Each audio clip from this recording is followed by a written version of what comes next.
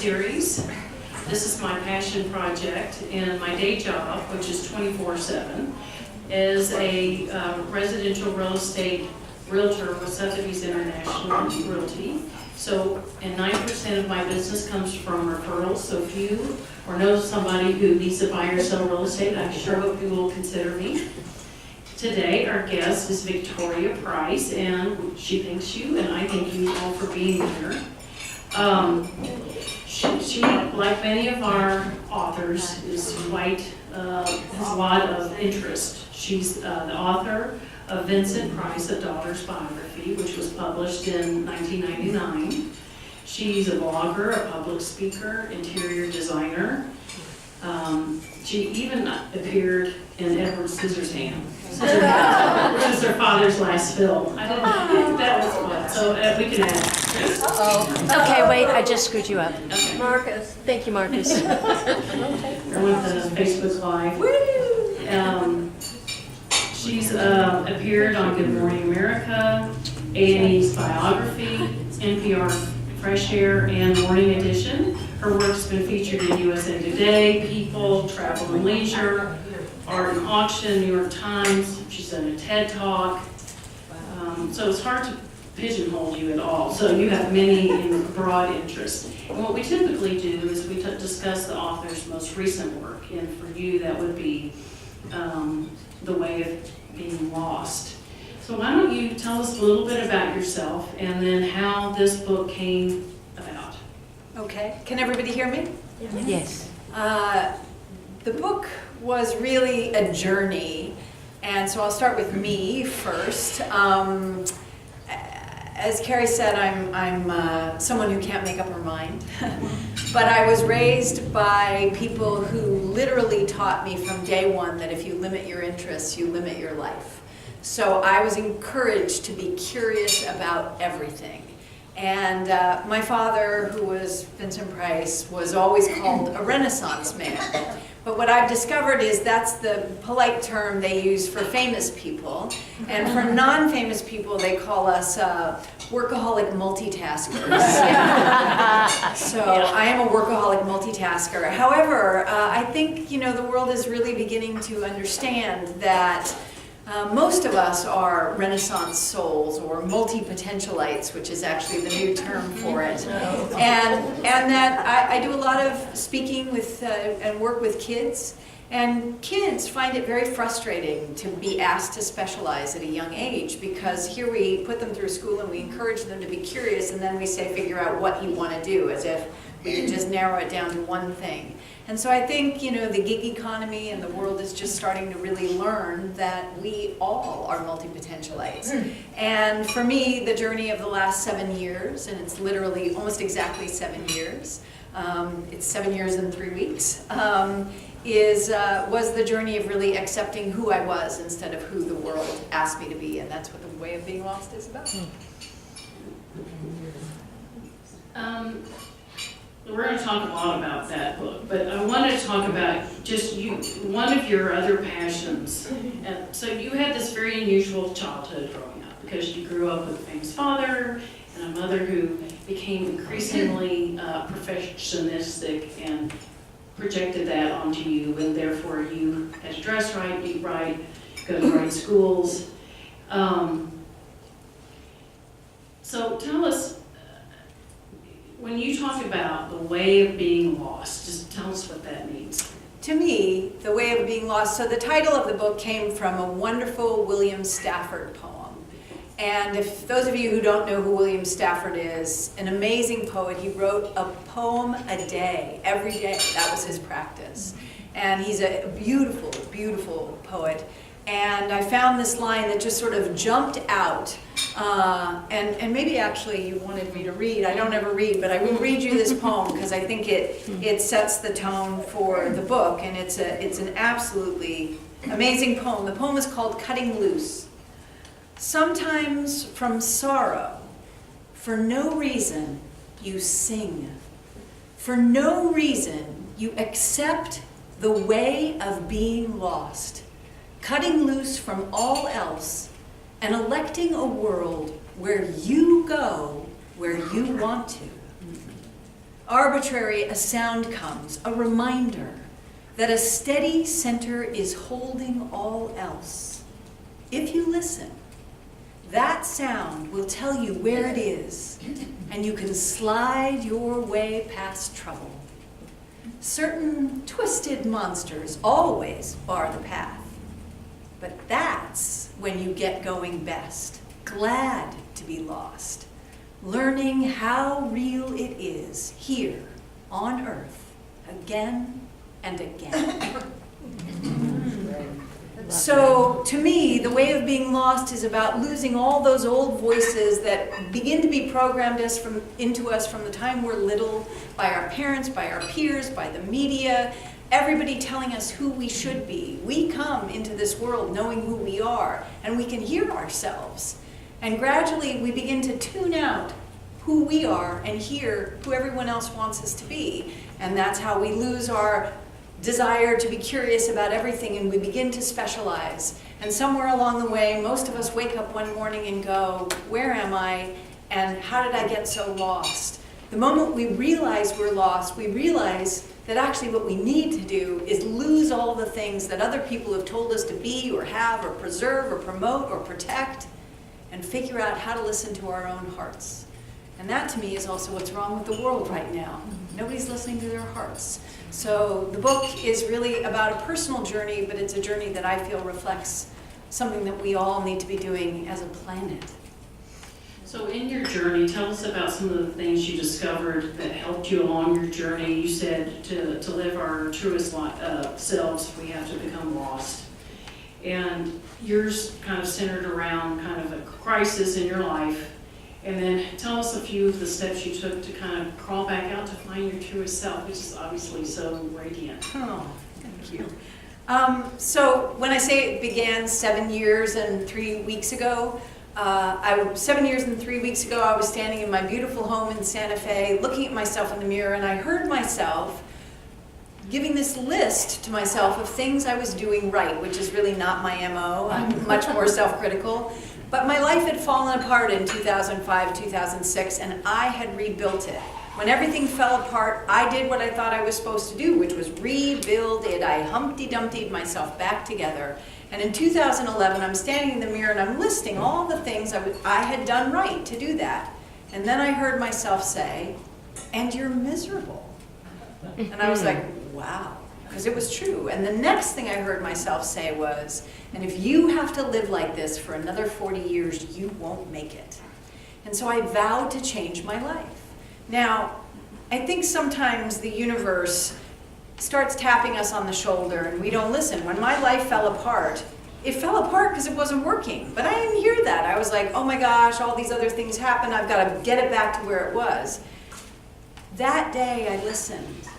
And what I realized was I had to change my life, but I didn't know how. And the reason the universe tapped me on the shoulder that day was because that year was 2011. And it was the year my dad would have turned 100.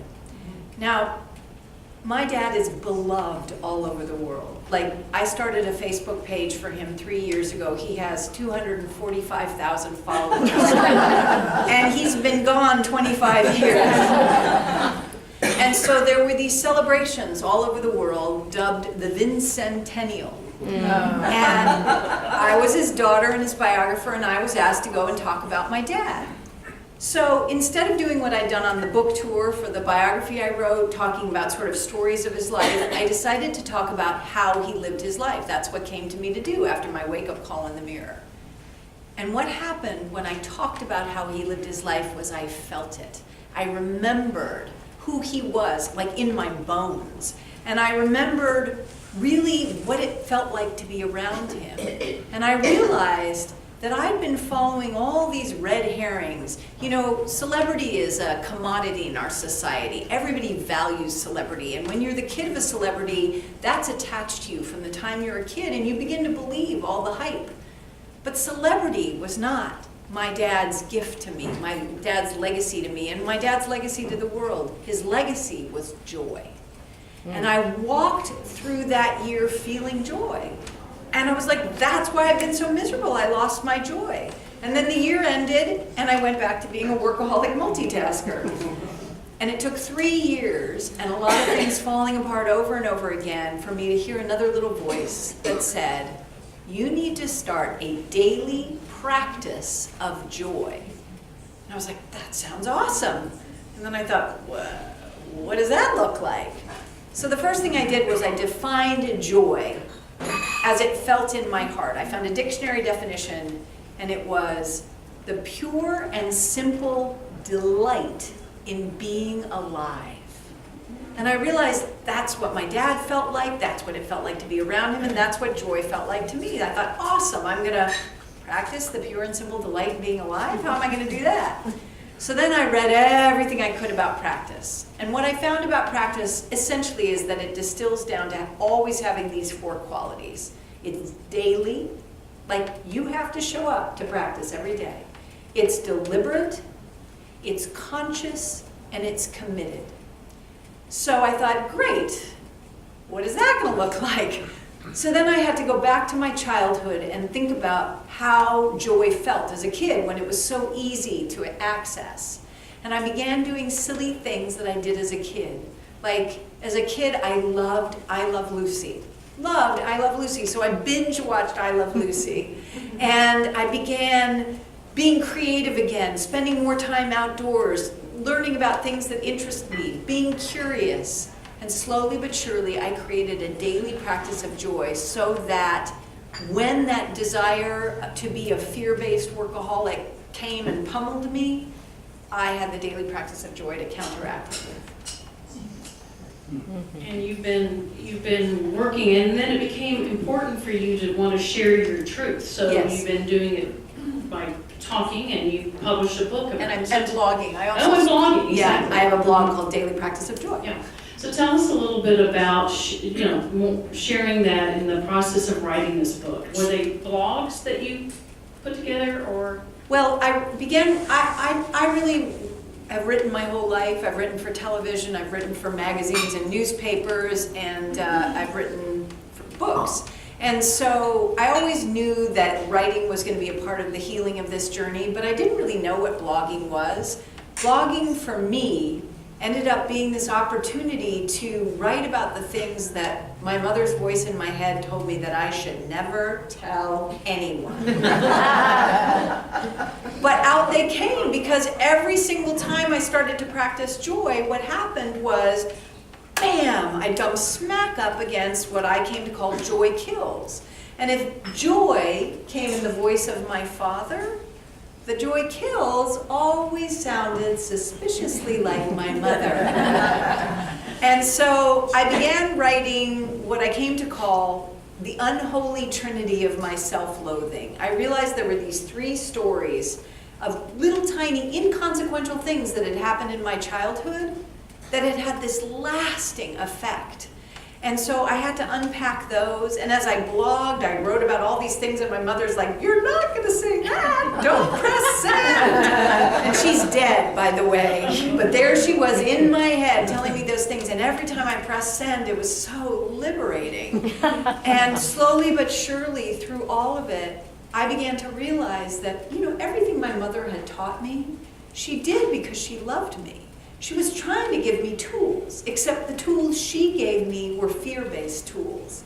And the tools my dad gave me were love-based tools. And so I was able to unpack and really come back to forgiving and loving my mother, because I could see that she was trying to do the best she could. She was just so terrified. And I thought, if I can release all this stuff in me, I'm also releasing it for her. She doesn't have to carry, wherever she is, she doesn't have to carry it around either. And the amazing thing is, to me, about this book, because when I wrote this book, my mother was still alive, and my parents went through an ugly divorce, and I was terrified to hurt my mother. When I was on Good Morning America, Charlie Gibson asked me all these questions, and I thought, oh my God, my mother's watching, she's going to be devastated. But this book, there were things I wrote about my mother that weren't pretty, and I could feel her cheering me on. And it was this amazing gift. And now all I carry with my mother is her joy, because she was joy-filled. It just got fear-based. Do you think her life contracted? I mean, she was very creative. She was a very gifted Oh my God. designer, wardrobe, or what do you call it? Costume. Costume designer. And the more though that she was out on public display, I think she wanted to rise to the occasion of looking Right. good, and she became controlling. Yes. And that was really probably hard for her too. She lost her joy. She totally lost her joy. You know, celebrity, I'm going to talk about it again, and it's what I did my doctoral work on. I'm really fascinated with the idea of celebrity. I read a definition not of celebrity, but of alienation in a book 30 years ago. Alienation, this author said, and it just jumped off the page at me, is when a person can no longer distinguish between their public persona and their internal private psyche. Well, of course, now that we have social media, that's all of us, right? But when I read it, I thought, oh my God, that's every famous person I ever met. My dad even, who was one of the most connected and joy-filled people I knew, on some level, he still was always Vincent Price as he put it out to the world. Well, my mother was this amazingly talented woman. She came to this country to be a dancer, a Martha Graham dancer. And she realized when she was quite young she couldn't be as good as she thought she would be, because she was comparing herself to her closest friends. And like one of her closest friends was Merce Cunningham, who is perhaps one of the most talented, dancers ever in the 20th century. So my mother, if she couldn't be there, so she ended up becoming a costume designer. She worked on the original productions of pretty much every musical you've heard of, and her first production that she did herself was a Cole Porter musical. She came out to Hollywood, became a fashion designer, a costume designer, and an architectural designer, and became very active in the historic preservation movement. She was always 5 years ahead of her time and incredibly creative. But when she married my dad and was put on display, and they began doing projects together, she felt so tense, not only about how she was being seen, but how he was being seen. One time my dad was awarded, the Costume Designers Guild gave an award to the best dressed actor in Hollywood. Now my dad could have cared less about how he dressed. He wore $10 waiter's pants that were made out of polyester because they didn't wrinkle. And he could just pick them up out of the laundry pile and put them back on. He always wore Brooks Brothers shirts that were wadded up in a ball. There's this very famous George Harrell photograph. George Harrell, the great glamour photographer, he photographed Gary Cooper in this perfectly pressed linen shirt with his aquiline profile. My dad, same year, aquiline profile and a shirt that looked like he'd been, like sitting on it. He just could have cared less. But my mother, everything had to be perfect. So he's awarded the best dressed actor in Hollywood by the Costume Designers Guild, which is her guild. And he comes down and my mother looks at him and she's like, "You're not wearing that." And my dad's like, "What's wrong?" She said, "You're wearing blue pants and a black top." Well, my dad couldn't see it. He could have cared less. He's like, "It's a tuxedo. Who cares?" But my mother was so panicked that that would reflect badly on her. And when she had, and it's so silly, right? But when she had a daughter, then it did reflect badly on her. Anything I did might show that she was a permissive mother, a bad mother, she didn't know how to mother. And what I need to tell you is, I was born when my mother was 45 years old, and I was her first and only child. So all of her other friends had kids, and she felt like she should know what she was doing. And here she was 45, and she didn't have a clue. And she was in the middle of her career. So I now understand why she was so fearful.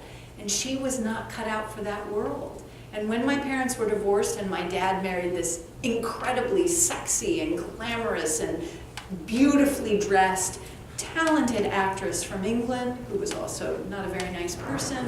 My mother, in a way, heartbroken to lose my dad, but was able to step into her own self again and find her own joy back.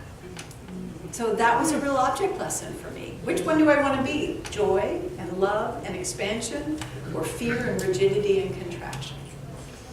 Well, your mom, one of my favorite things that your mother taught you, she had this quote of, "What do you have in the house?" Tell us about that and how you used it. Yeah, so my mother was loved the Bible, and one of her favorite stories was the story, and I never get it right, but it's a prophet, like maybe Elisha, and he would go visit this woman and on his travels, and he went to her house one day, and everything had fallen apart in her life. And she literally had no money, nothing. And her solution to that, because she was a woman with 2 sons, was she was going to kill herself, and then her sons would be free of her, but probably sold into slavery. It was a disaster. So the prophet says to this woman, tell me, what do you have in the house? Because he asks her, how are you? And she says, all is well. Like, she never said a word. And so he says, tell me, what do you have in the house? And she says, I have a tiny little bit of oil in one pot. And he says, go out and ask all your neighbors for any pots they have and bring them back. So instead of saying, like, what are you kidding? I'm not going to ask my neighbors for the pots. She goes and she gets all the pots. She brings them all back. And he says, now pour the oil, little amount of oil that you have, into all the pots. So she does it. It fills all the pots. She sells all the pots, and her debt is taken care of. And my mother loved that story. And so whenever she felt, it's your phone. Whenever she felt panicked about money or what she needed to do next in her career, she would ask herself, tell me, what do you have in the house? And she would remember that she always had resources that she had forgotten because they were in her house. So when my life fell apart, my mother passed away, but all I heard was her voice in my head saying, how could you have done this? This is horrible. You've lost everything. This is a disaster. And then one day, instead of hearing her yell at me, I heard her say, tell me, what do you have in the house?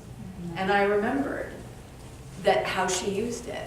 And what I remembered that I had were these storage units full of crap that I was paying for, except the crap, was my family's crap, my famous family's crap, and people like the crap of famous families.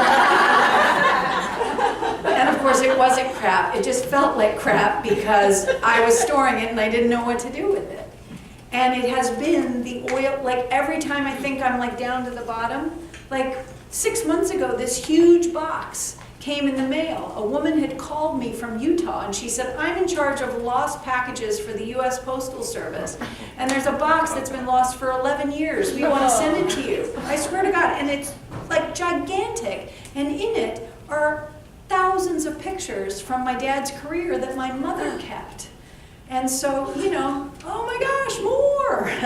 So it has, absolutely the oil is still going into those pots. But more than that, it reminds me to ask myself whenever I'm feeling lost, what do I have in the house? Because what we have in the house is our truest self, the voice of our truest self, the hearts of our truest selves. You have some other, antidotes. One of the other ones I love is your wildflower ethos. So tell us about that. Which is because perfect. It's so perfect for you. Right. So in 1985, the summer of 1985, I went on a cross-country road trip, and about 2 days into the cross-country road trip, in a 1963 convertible Bug with 2 dogs, and I looked at the person I was traveling with, and I thought to myself, oh, this was not a good idea. And the plan was to drive all the way across country to her Italian-American grandmother's 90th birthday, and then drive back. And so I couldn't renege, it was my car, and there we were going. So it was not a good trip. So I looked out the window all the time. And what I saw out the window were wildflowers. And I noticed that they were so beautiful, but they were always blooming by the side of the road. Thank you, Lady Bird Johnson. Yes. But as you know, by the side of the road, there are also the Coke cans, and in those days, 1985, the cigarette butts, and the pop cans, and the baby diapers, and every form of trash. And I am my mother's daughter. I kept thinking, don't they know they would look so much prettier off in a scenic field somewhere? Why aren't they growing someplace more scenic? So I said that to a park ranger in Arkansas one day. And Ranger Rick did not have a sense of humor, so he kind of looked at me and he said, well, man, the wildflowers grow best by the side of the road because that's where the soil is disturbed. And a light bulb went off. And it's become my ethos for my whole life.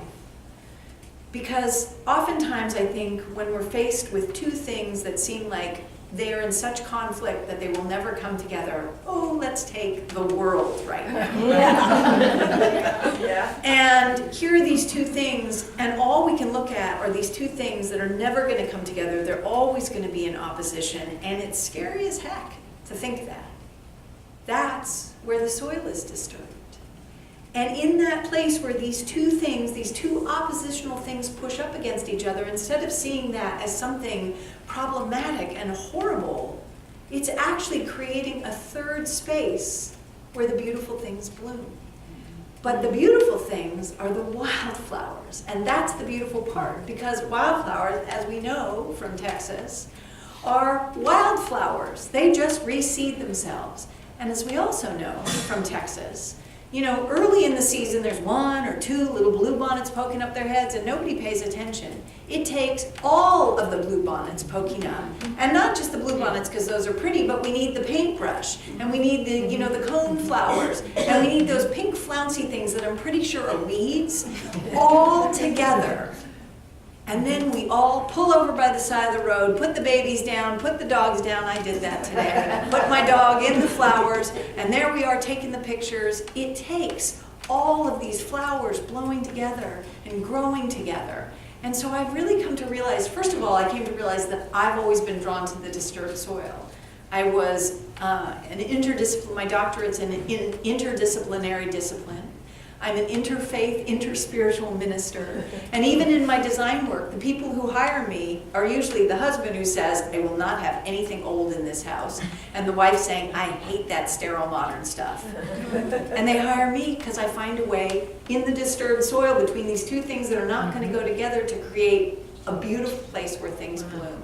I've always been drawn to that. But now, particularly in the world, it's the one thing that's giving me hope.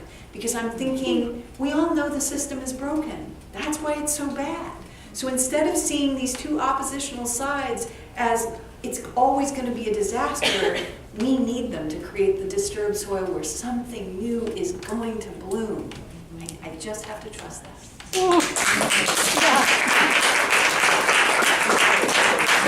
I'm back here to see the blue bonnets in particular. I know.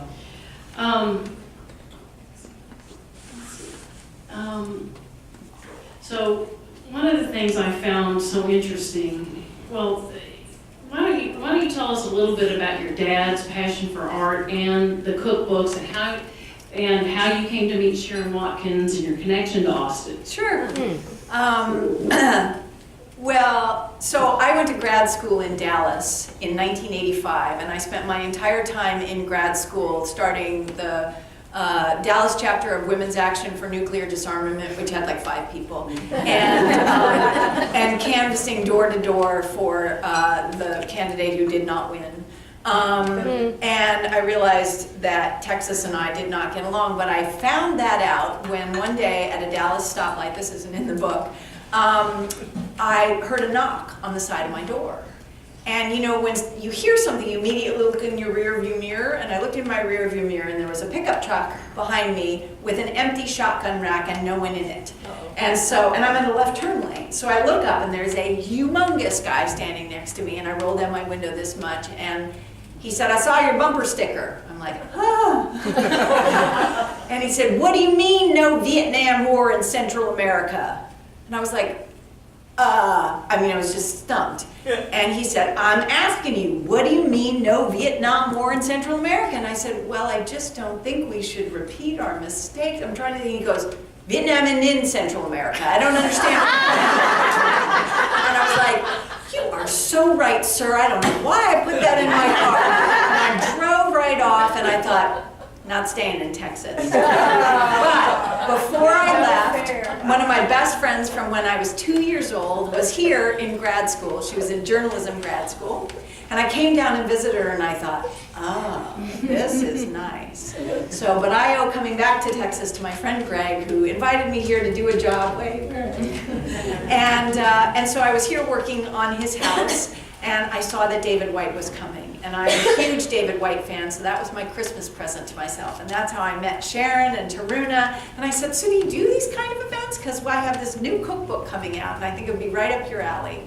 My parents wrote a cookbook in 1965 that sold 350,000 copies in 1965. When it finally went out of print, because it was iconic, Saveur magazine named it one of the 100 most important culinary events of the 20th century. It is Thomas Keller of the French Laundry's favorite cookbook. Victoria, hold it up. Oh, Such a beautiful book. yeah, it's gorgeous. And my mother designed it and co-wrote it with my dad, and it has this sort of iconic cover. Wow. And the premise of it was that they were collectors of experience, and they went all over the world collecting recipes. They came back and they translated, because in those days, like French flour or Italian flour was different than what you could get here. They figured out how to make it.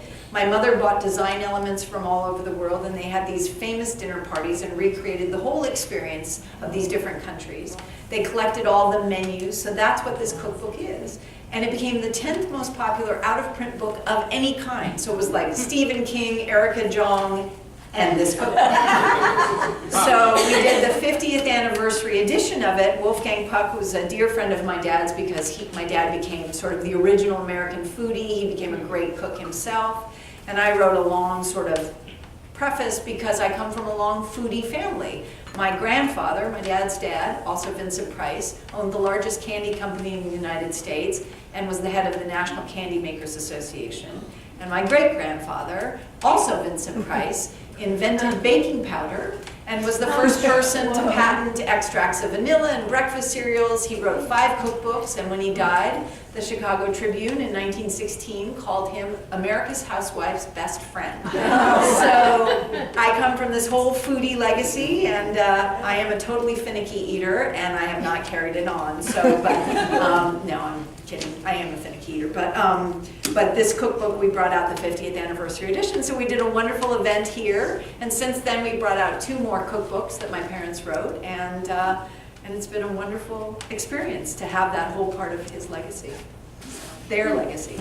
And your dad was also a passionate art collector. Tell us a little bit about that. Yes, so my dad grew up in St. Louis. Many people think he's English, but he grew up in St. Louis, and at 8 years old, he inherited a book from his older sister that contained postage stamps were a little bigger then, sized reproductions of like great works of art, like the Night Watch, this big. And he would just look at it and look at it. And when he was 12 years old, he walked by a gallery in St. Louis, and he saw something that just stopped his heart. So he went in and he asked the gallery owner what it was. And the man said, well, that's a first state Rembrandt etching.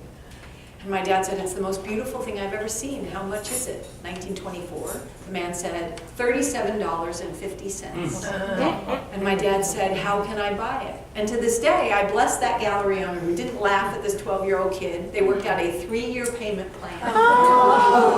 And every penny that my dad earned for 3 years went toward getting that Rembrandt, and changed his life. By 17, he went to Europe for the first time. He went to Yale and studied art history, went to the University of London Courtauld Institute and studied art history, and he was dared to try out for a play, and that's how he became an actor. But for the rest of his life, he was an art collector, art expert. He was on the original board of LA County, the Archives of American Art, and the Indian Arts and Crafts Board for the Department of the Interior, promoting Native American art for 15 years. And he started a museum in East Los Angeles, and it's an incredible collection. So that's my dad's legacy, and he supported and promoted the work of young artists, many times giving them their first commissions. So it was his greatest passion. All right, why don't you tell us what you're working on now? Now, you're still working as a designer, and people don't know that you're intentionally homeless. Tell us a little bit about that. Whoa. I am intentionally homeless. Me too. Yeah, 23 months. I was living in a wonderful place in Santa Fe, and my plan was to buy it. I was renting, but the plan was to buy it because the guy was an entrepreneur and so was I. He had moved to Denver. He and I made this deal that in 5 years I would buy it, but because we were both entrepreneurs and had a lot of risk involved in our lives, we had a gentleman's agreement that if either of us needed out of this agreement, we would give each other 2 months' notice. So you know, when you happily sign up for something, you always imagine yourself benefiting from that. So I was in Austin 2 years ago, And I woke up at 2 in the morning and I checked my email. Now, I'm not big on giving advice, but I'm going to give you all of you advice. Never check your email at 2 in the morning.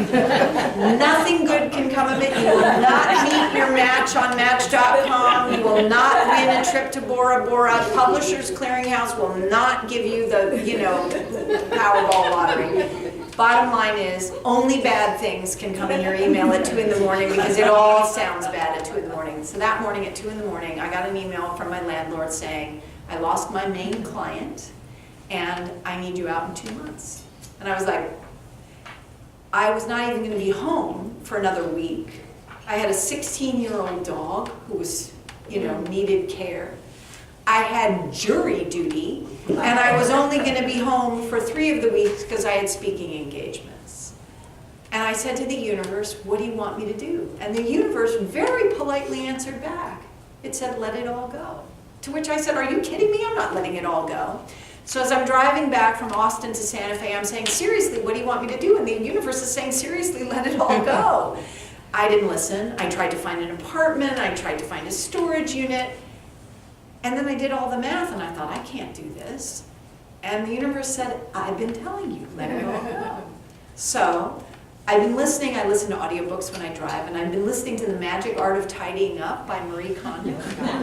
And in it she says, if you want to clear the clutter of your lives, pick up every single thing you own and see whether it sparks joy.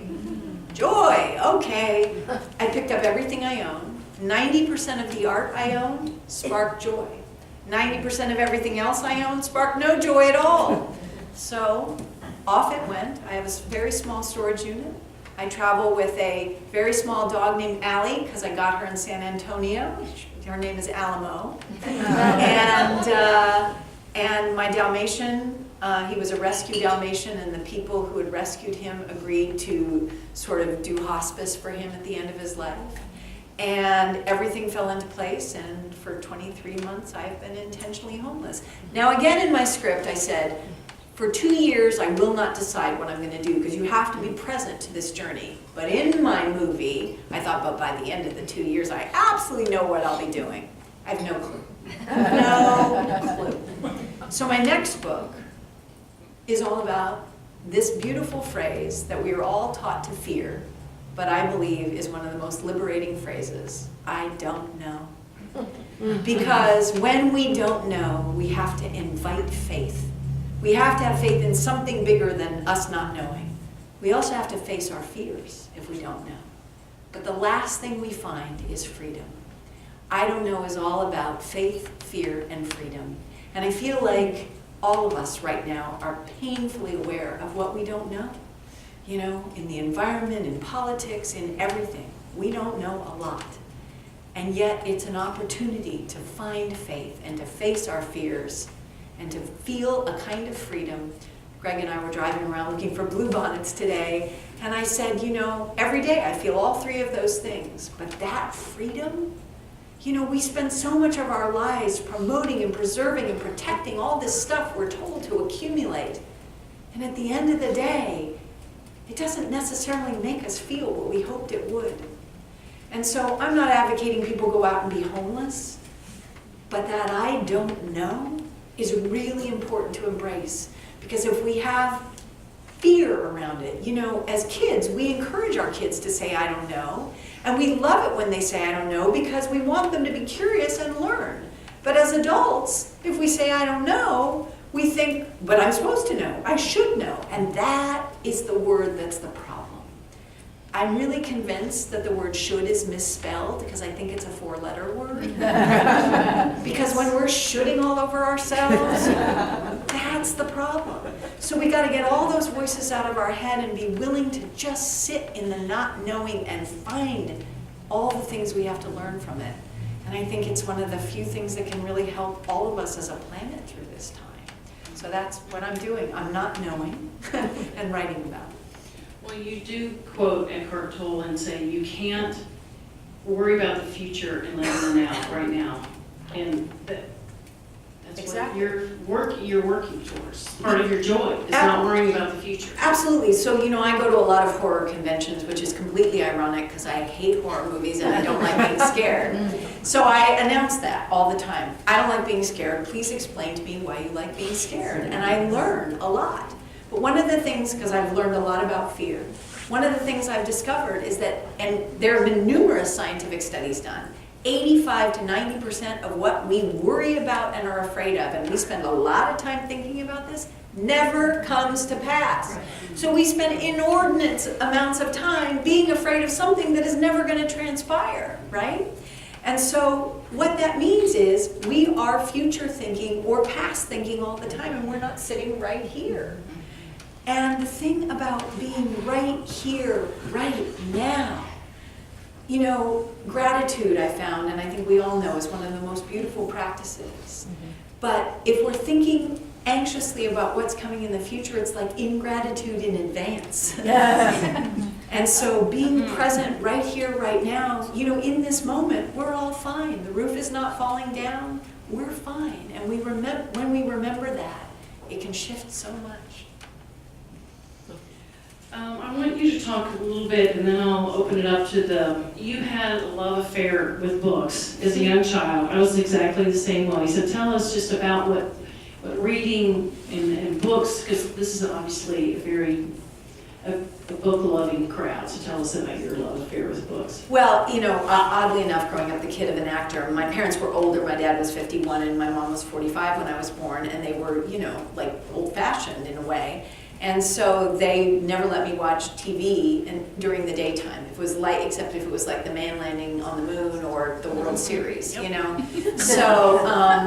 So, but I could read whatever I wanted. And my dad soon figured out that my favorite gift, like they could give me anything, but my favorite gift was a $10 book certificate to Hunter's Books, which in Beverly Hills was on the corner of Little Santa Monica and Rodeo Drive, in what must be now like worth $10 billion, that little corner, right? And we would go for my birthday and Christmas, and you could get 10 or 15 books for that $10. And I would read them voraciously, and then I would come tell my dad I was done, and he would pretend to be so mad at me. He'd be like, I just spent $10. I thought that was going to last you for 3 months. You read them all that fast, but he was smiling at me, and then we would talk about the books. And I realized that I was learning about who I wanted to be through books. So when I realized that I had to heal who I was, who I had become because I'd stopped listening, I realized I had to sort of go backwards and write myself whole. In other words, I had to unwrite all the things that I thought I was supposed to be in order to figure out who that little girl was who had been reading those books, learning who she was. And so, I think books are this tremendous gift. My dad always used to say, because he made movies, horror movies, before you saw the gross things. And he made movies in the 1930s when all you saw was a kiss. And he said, let's face it, the human imagination is way more interesting than anything we can show on screen. He said, what you imagine when you see, Psycho is way scarier than, there's people today who still are scared in showers. It's way scarier than seeing someone's throat slashed, right? And it's the same with romance, to see the kiss and imagine what comes after, that's the fun part. And I feel like that, I took an older friend of mine to a movie that had an inordinate amount of sex in it, and I was so embarrassed, and I was like, oh my God, I can't believe I took her to this movie. And afterwards I sort of awkwardly said, I was like, so what did you think about it? And she said, well, there was a lot of sex. I said, yeah, it went on a long time, didn't it? And she said, well, it always goes on a long time if you're not the one doing it. 82 years old, I was like, so true. But, that's the beauty of books, right? That's the beauty of books, because we get to imagine a world. And, both when we write and when we read. And it's so liberating to remember that our imaginations still exist in a world where so much is prescribed. All right, y'all start getting your questions ready or be thinking about. Does anybody have a question that they would like to ask Victoria? Here we go, Vicki. I won't not. No. So you're an interdenominational, interfaith minister, and you seem to have such a wonderful handle on joy-based tools and fear-based tools. Do you have any thoughts or reflections on how some of us sometimes focus on fear-based tools in faith, religion, spirituality, as opposed to the joy-based tools? Such a little question. So I did a second podcast for a guy who is sort of a spiritual horror fan. So we have these very interesting conversations. And at the end of this second podcast, he said to me, when you're ready to start your church, I'll be the first one there. And I said to him, I am never starting a church because that's where it goes wrong. Nobody intended to start a religion. No great spiritual teachers came onto the planet and said, I'm here to start a religion. Every spiritual teaching came as wisdom teachings. Mm-hmm. And then people began to mold that into something that had to use fear to accomplish their tasks. So I had the good fortune of growing up going to a Sunday school that said, God is love. Huge on every wall. Same Sunday school all over the world, always said God is love, right? And I also went to a Sunday school where they believed in a father-mother God, which should be wonderful, right? Mm-hmm. Father and mother. Except the father part was great. The mother God, not so good for me, because the mother God sounded like my mother, and it was fear-based, right? So my whole life I've had that problem, because I think we often model our relationship to the divine, whatever it is, on our parents, because they're our first authority figures. And then the people in churches who really are trying to preserve and promote and protect a church, not spiritual growth, the best way to do that is through fear. And so to me, again, it's those two things, right? I think in any organized body, you're going to come up against fear and love. Mm-hmm. We have to be the wildflowers that grow in that disturbed soil. We have to do that. The problem is that as long as we're told that we're wrong and bad, and I had that too. You know, there were many ways that I bumped up against people, my own mother telling me I was wrong and bad. We have to learn to understand that the people who are speaking in the voices of fear, telling us we should be afraid, are actually afraid themselves. Sure. They're afraid Yes. to lose their power and their prestige, and that's where they're putting in on us. So once we realize they're afraid, then that fear has less and less power. And I do think there's one beautiful thing in the Christian faith. Perfect love always casts out fear. And the perfect love comes from all of us embodying what we're all born with, these hearts of love.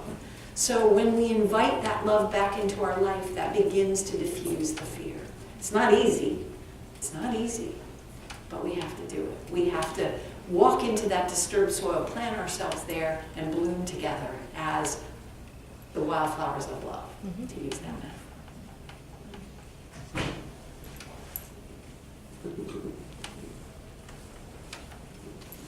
What an interesting talk. I'm wondering how you would respond to that great daughter of Texas, Janis Joplin, who says, freedom is just another word for nothing else to lose. Oh, wow. Absolutely. It is so true.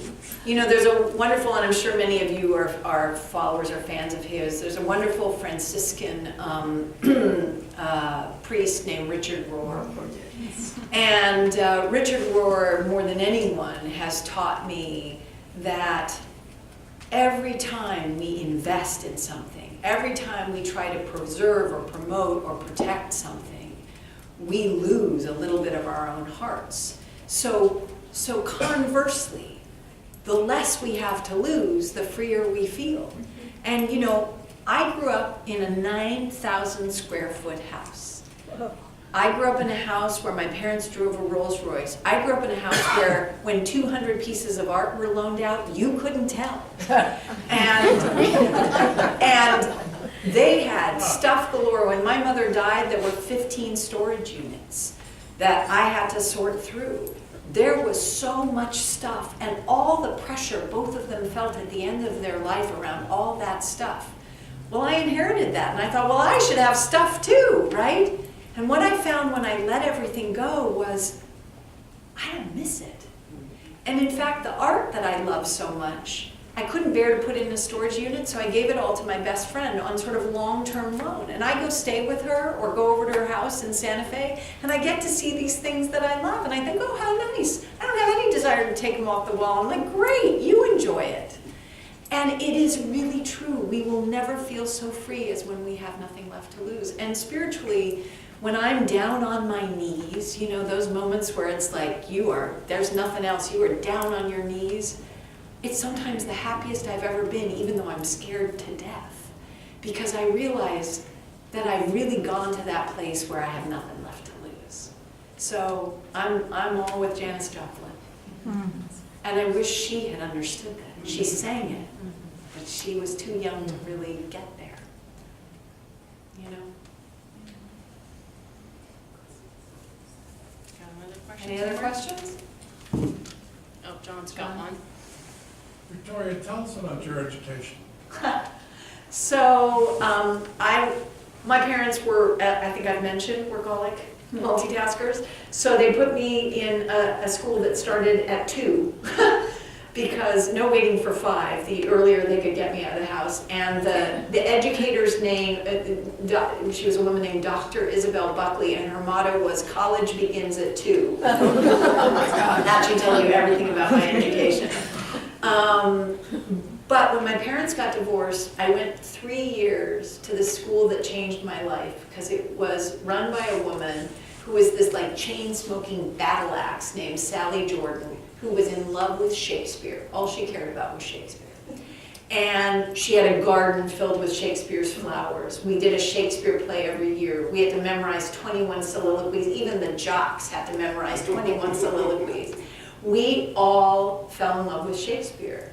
And she loved that people followed their passions. So for 3 years, I was told to follow my passion. She called me the bad penny. Every single item in the lost and found belonged to me. I was a mess and a disaster, and yet I was able to be creative.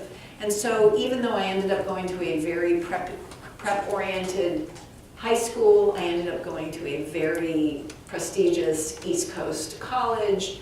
Those 3 years were the years that I know that I was the closest to myself. And I ended up teaching for years. I started in Santa Fe, I started an alternative school where really that was the ethos. Because the one thing I learned from her was the most important thing we can do for any other human being is to listen to them and to see them. And I realized that that's what she had given me as a gift. She saw me and she heard me. And I thought, you know, I don't care what I teach these kids about American history or French or literature or any of the other things I taught, I want them to feel seen and heard. And that was the best part of my education, feeling seen and heard, even though it was not pretty all the time. John Victoria plays tennis with Wilson and Jenna. Yeah, well, I played with John. Or with John. I didn't know that. Oh, yeah. Okay, you're keeping something from And we us. won. Yes, we won. Okay, good. Oh, we've got one there and one here.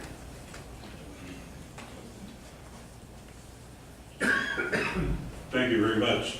Tell us about your family, brother. How about your aunts and uncles of Vincent Price, Princess Price's brother and sisters?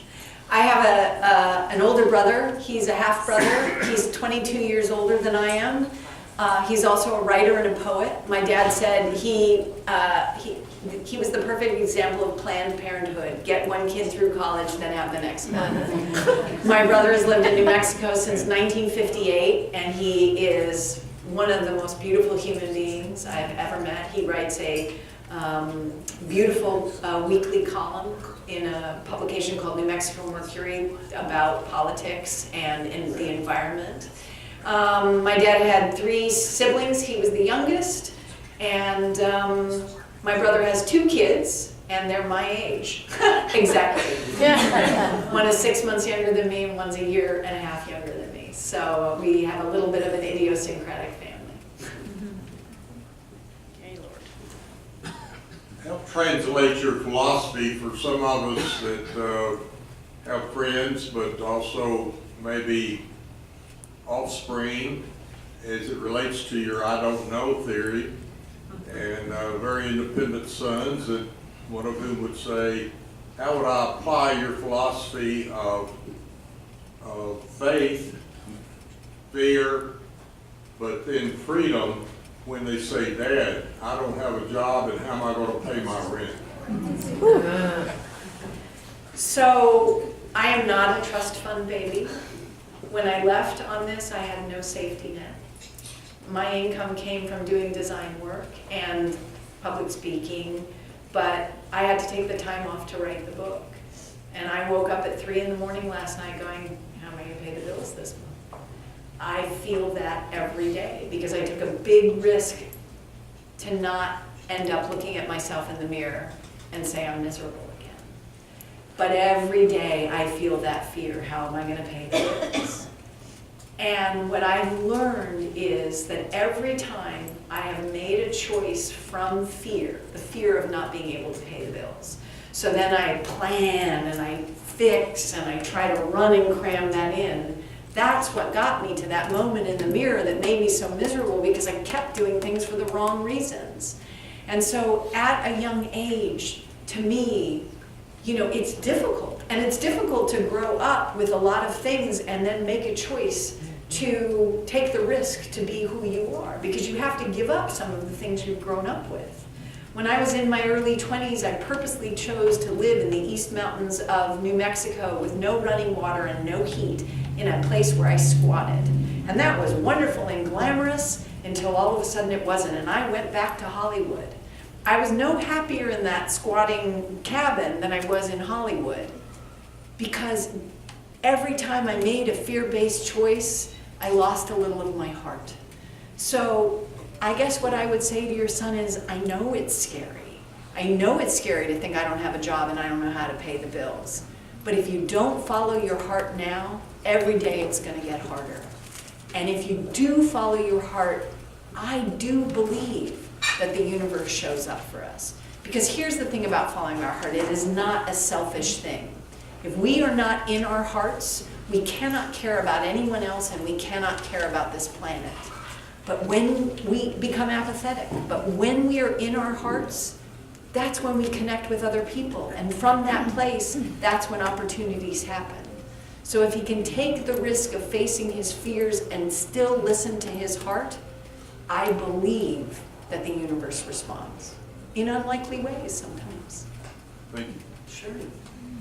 Well, I just want to thank Victoria so much for being here, coming from Santa Fe to be with us this evening.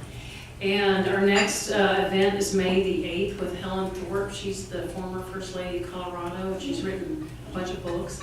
And we have a bunch of Victoria's books for sale.